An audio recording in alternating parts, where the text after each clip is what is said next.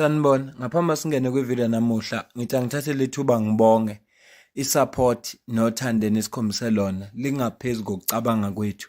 Siyacela niqhubeke nisupporte njalo ngokubuka amavideo ethu, ungakhohlwa ukukhomenta, ushare, ulike. Siyafisa ukuzwa umbono wakho. Sicela ke singene kwivideo namuhla. Njengoba sibhizi ne-ad hoc committee nemadlanga commission, ezinye izinto ziyaqhubeka ngapha eceleni. Izolo bekukhulunywa nabaka Road Accident Fund lapho uVernicamente we-EFF eveza amaphuzu abalekile wa-expose ne-corruption yemali engango-480 emisuziwe. Ngifisa ke ukucaphunela ivideo sike sixoxe ngalolo daba ngoba njengoba ifocus yabantu ingapha kwi-commission nodaba likaSibiya, zikhona indaba ezizidlulayo esogcina singazanga ngazo. Okwesibili, kukhona ivideo engiyibonile lapho uSongezo Zibi ochairperson weScopa okuyi-Standing Committee on Public Accounts ebuza imibuzo obalulekile. Okokuqala njenge-Road Accident Fund ukuthi uyakwazi na ukuzi-applyela wena ngokwakho udinga ummeli. Nanso-ke izinto efuna ngabe siyazazi ukuthi uma kuzwa ku-Road Accident Fund so ulimele nawo ama-claims udinga ummeli na noma udinga ukuyuzela wena. Khumbula ukuthi ummeli kunemali kune-percent azolithatha. Manje angizuxoxa ngaleyo ndaba la.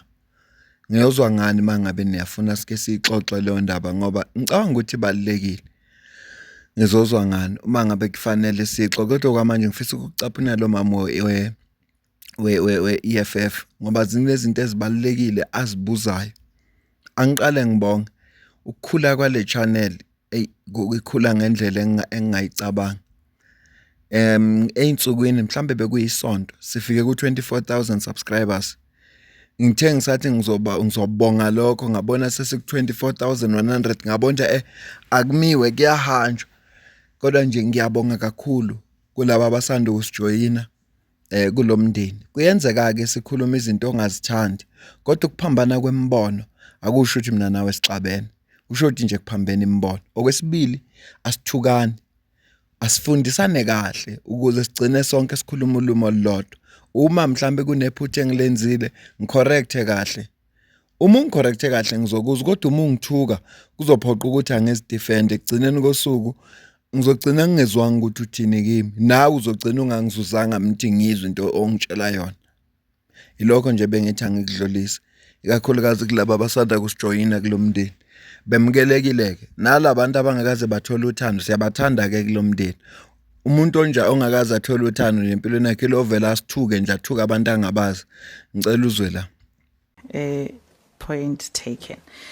No, Mr. Lihumo, given everything else that has been asked and the experience thereof which you have within the security sector, paragraph 22 up to paragraph 24 of your affidavit, I just want you to take us through something. You commenced the procurement for 480 and then it didn't yield positive results to the satisfaction.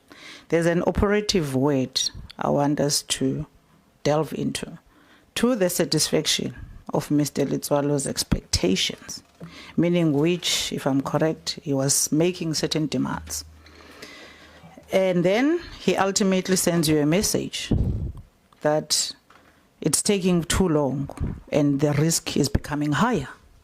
This is him asking you as a person who has taken the thing. Now, 24, you then say something that's confusing. I was reluctant about this procurement because it was not clear whether this was a personal fringe benefit for CEO or operational expense for the RAF. Kandi, what was informing you when you started? Because all of a sudden you undid everything on a confusion that you were not sure of what you were doing. What is it that you were instructed to do and that which the CEO, in his understanding, you were doing? Unpack that for us. Chairperson, paragraph 24, perhaps I was trying to summarize my state of mind through the entire process. That from the time I was told to commence this process, I'm saying my state of mind always had these doubts that, is this what we're doing? What is this? Is a fringe benefit paid to the CEO? Or is this something that the RAF must pay? You know, so it was just an issue of here explaining my state of mind throughout the entire process. Not that I was not going to procure for him. Remember, it's not even me who procures, it's SCM. Had SCM processes found a supplier, a reputable supplier, to render the service, then that process would have went ahead.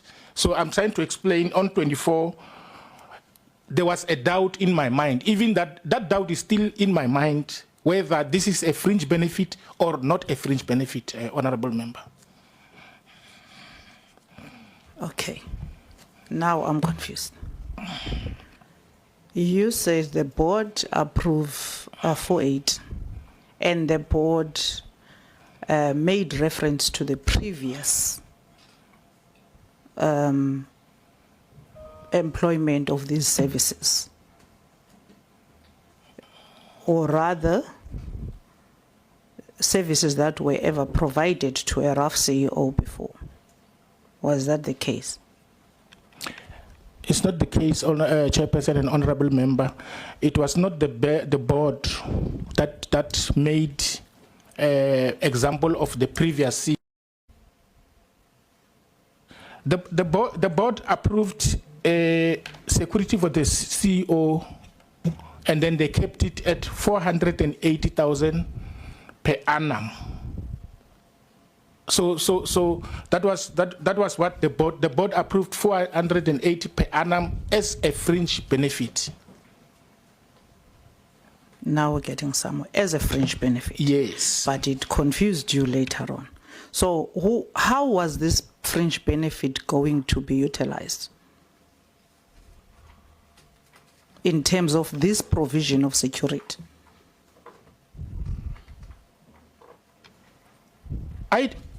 From my end, I did not know, but I was told to source security using the same board resolution. So you were sourcing not knowing whether RAF is going to pay or the fringe benefit is paying. I'm not understanding. I want to get to a point where, because we need to break down this 480, but I want to understand, what was your understanding of this fringe benefit ultimately? What became from the instruction of the senior manager, what became clear is that we need to source the supplier, and then that supplier will be managed by the security department, which means once we have sourced that supplier, we will be responsible for processing and payments of the invoices. And then the 480, Honorable Member and Chairperson, the 480 comes from the three people, close protectors, one driver and two protectors. Yes. So there was a time when we did, because the CEO referred me to the security manager then at the Department of Transport, our mother body, to say, let them assist you with how they did this thing at transport. So I spoke to the gentleman, and then he indicated to me that no, here we use on ad hoc, on pay as you go. That's how he called it. So in other words, if somebody is going somewhere, they do a risk assessment and then they assign for that particular moment. It is not something, but it's not something that is done like the way I was expected to do it at RAF. And he would have also given us some few suppliers who are contracted with RAF, with the Department of Transport, my apologies. And then those names were given to our SCM to then contact as well so that they can be asked to also participate in this process of RAF. So some of the invoices would have then come back indicating that at that time, the salary will be, it was about something estimated to be around 15,000 rands per month. So that is what this 480 comes from. It's from 3 people who earn about 16,000 per month, and then you then come to around 480. That's where it comes from. So that's part of the exercise that was undertaken through SCM to see how the companies that are contracted with transport will charge per person. Yeah, we're getting. So what were the demands of the CEO? Because you're saying it didn't yield the results to the satisfaction of the CEO.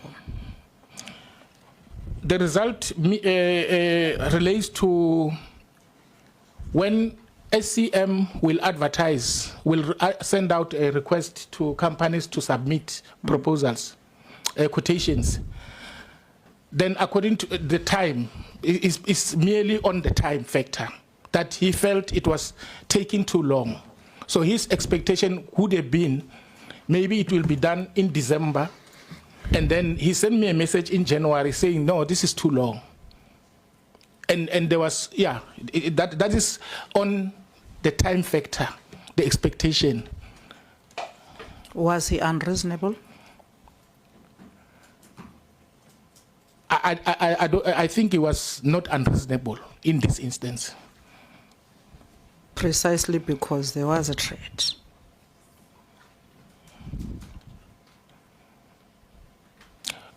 Yes. Thank you. Now let's get to these salaries you just mentioned. So, Honorable Member, I know you said you hate the 10 minutes, and I'll allow you 2 more questions because we're over. Explanations are too long. No, yeah, I've recognized that. So 2 more questions, and then. Okay. Can I ask that, like I said, just answer specifically the question the member is asking? My opening was on the unfair labor activities that have taken place around your lives. And get me right, I hear you and I see you. But we need to also be fair on the processes. Now, you just mentioned that the salaries would be 15, 16. This is close protection office. A CPO close protection, I want you to take us through what kind of close protection is this? Is this just a security guard, B grade, for as long as they are registered with SERA, or is it a security guard with high technical training to protect, as well as armed security to protect? Similarly to the driver, is this a driver who just drives, or is it a driver with advanced driving, trained in a high-risk environment to be able to identify and pick up danger and run away and all of those things? And if that's the case, who determined the bracket of the salary? Because if that salary, that's not protection in terms of the salary brackets. It's not high risk protection. My understanding was that should there be a cost that exceeds, because the benchmark was based on the companies that provided the quotation at the time. But the understanding was that should there be a cost that exceeds what was kept, we will still proceed. It has happened in many other instances where people they go out on RFQ or tender, and then with the kept amount, but the responses becomes higher than the set amount, and then it goes back to the board for ratification. So this was not necessarily had we received a quotation that says 800,000, because this is the process we were following just before the specialist arrived. For example, if we received that says 800,000, we would have then just went back to the board to say, yes, we went out as you have instructed us, but these are the people that we have found, and the board would have taken a decision from that point, Honorable Member.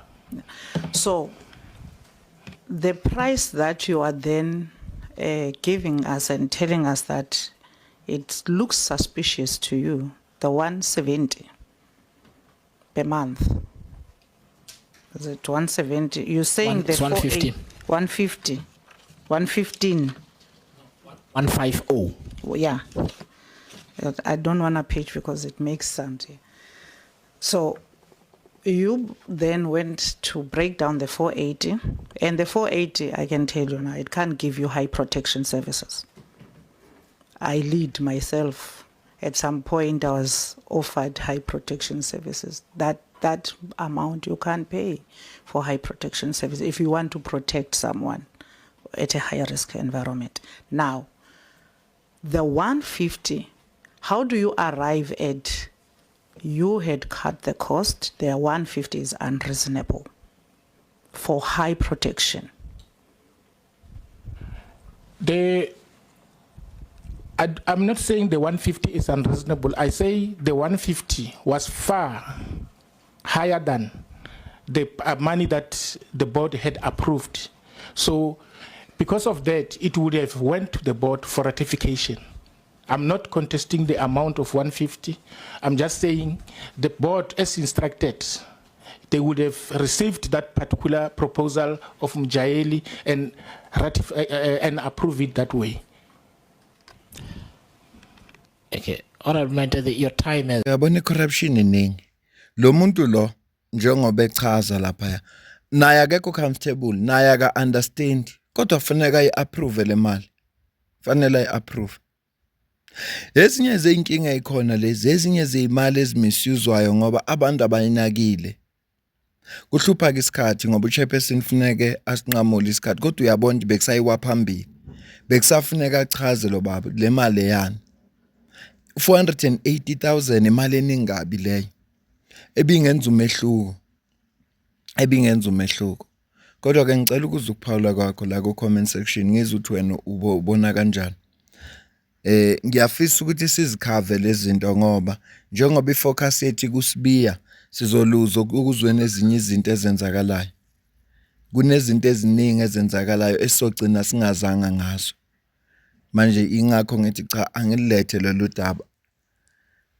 Ngizwe ukuthi nina nithini. Mhlambe siqhubeke sizibheke ezinye indaba ngoba phela kukhona izinto ebezikhulunywa nje South African Reserve Bank, khona bezikhulunywa ne-Portfolio Committee Communication and Technologies. Ziningi izinto ebezikhulunywa kuma-Portfolio Committee ehlukene. Kodwa ke ngibona ifocus yabantu kusibiyana nami ngiyasaba ukwenza ivideo igcine ngabi nabantu abazoyibuka ngoba abantu ifocus yabibile kwi-ad hoc committee noma kumadlanga. Cela ukuzwa ngawo senze njani. Mina nawe sidibana kwivideo landelayo ngiyabonga.